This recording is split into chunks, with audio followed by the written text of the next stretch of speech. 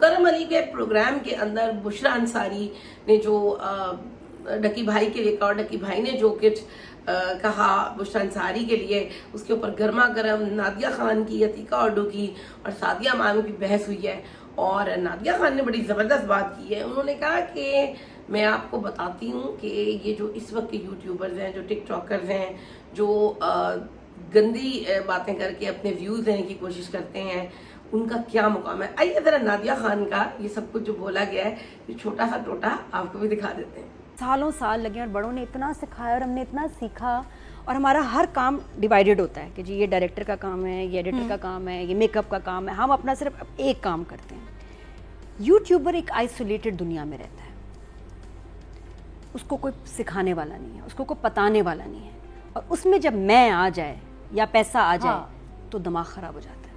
اور مشکل یہ کہ کوئی سکھانے والا نہیں اور ان کو ضرورت نہیں، کیونکہ وہ اکیلے جب بیٹھ کے پیسہ کما رہے ہوتے ہیں ان کو لگتا ہے کہ یار آئی ایم رائٹ، میں تو بالکل صحیح ہوں.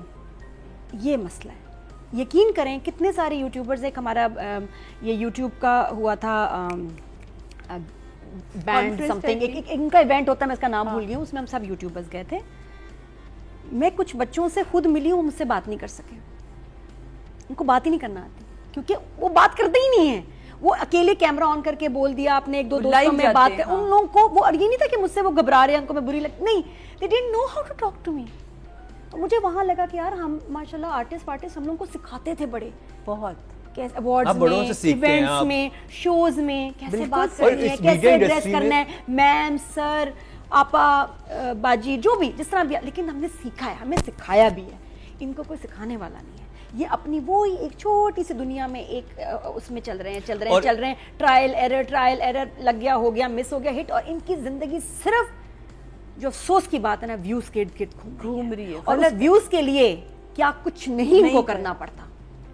مسئلہ یہ ہمارا ایسا نہیں ہے، ایک ڈرامہ نے دوسرا کر لیا، یہ کر لیا، بہتر پروجیکٹ کر لیا، کبھی کچھ کر لیا. ہم لوگ بہت سکون میں، ان کی زندگی عذاب میں.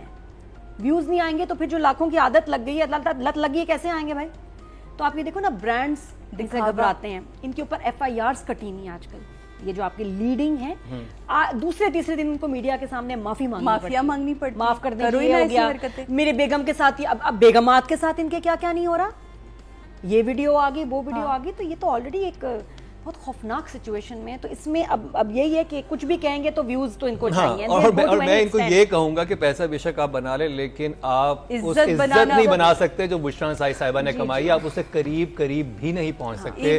4 ڈیکڈز کے بعد پوچھیں گے کہ ان کو کون جانتا اور یہ کیا کر رہے ہوں گے اس وقت. یہ بہت بڑا چیلنج ہوگا. میں نے جب ان کی ویڈیوز دیکھی اور جب میں نے کامنٹس پڑھے ان کی اپنی ویڈیوز کے بارے میں، تو یقین مانیے آپ کو خود بھی پتا ہوگا کہ آپ کیا رسپیکٹ آپ کے فالوورز کرتے ہیں. وہ آپ کو زبان دیکھیں، ہاں ان کی زبان کیا، اور وہ آپ کے بارے میں کیسی خرافات لکھ رہے ہوتے ہیں جن کی وجہ سے پیسے کما رہے ہیں. یعنی آپ گالیاں کھا کے پیسے کما رہے ہیں. جی ہاں، آپ نے سنا نادیہ خان نے کیا کہا اور کتنی خوبصورت انہوں نے بات کی ہے. انہوں نے کہا کہ جب کافی سال گزر جائیں گے تو ہمارے پاس دکھانے کو بہت کچھ ہوگا، لیکن ان لوگوں کے پاس دکھانے کو کچھ نہیں ہوگا. کیوں؟ کیونکہ ان کی تو تربیت ہی نہیں کی گئی. ان کو تو بتایا ہی نہیں گیا کہ مینرز کیا ہوتے ہیں، ادب و آداب کیا ہوتے ہیں، کس کے لیے کیا بات کرنی چاہیے. تو میرے خیال میں ڈکی بھائی کو بھی سوچنا چاہیے کہ آپ نے وہ رجب بٹ کی نقل میں کہ اس نے کہا فہد مصطفیٰ کون ہے، تو اسی طرح آپ نے بھی کہہ دیا کہ جناب بشرا انصاری کون ہے. آپ کو پتا ہونا چاہیے یہ لیجنڈز ہیں اور آپ کا ان سے کوئی بھی مقابلہ نہیں ہے.